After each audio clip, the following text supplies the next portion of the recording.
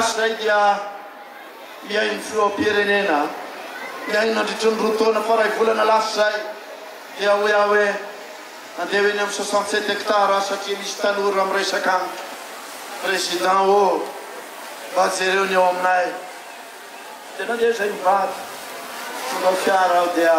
niodina tamy 67 hectares teflo dia avy eo nakany amin'ny Vasakosy Andravoangy Nalakely Ambanidia toerana maro ina zavatra hitana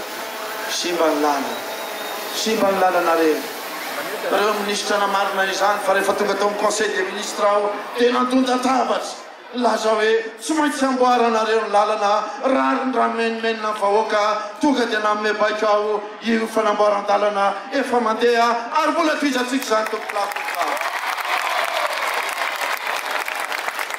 asa mipaka aminareo vahoaka zany asa mipaka aminareo ankizy zany mety tsy vitandray andro ny fanarenana ny firenena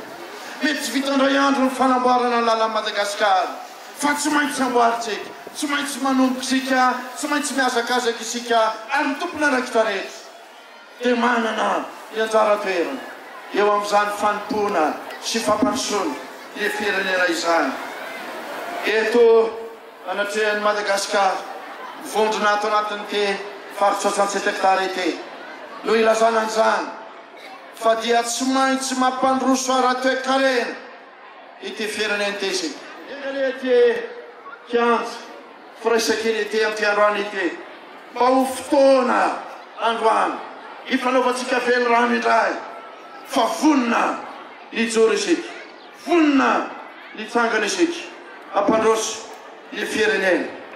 tsara ho ianareo izao foto-drafitrasana ataontsika izao eny tompoko tena tsara io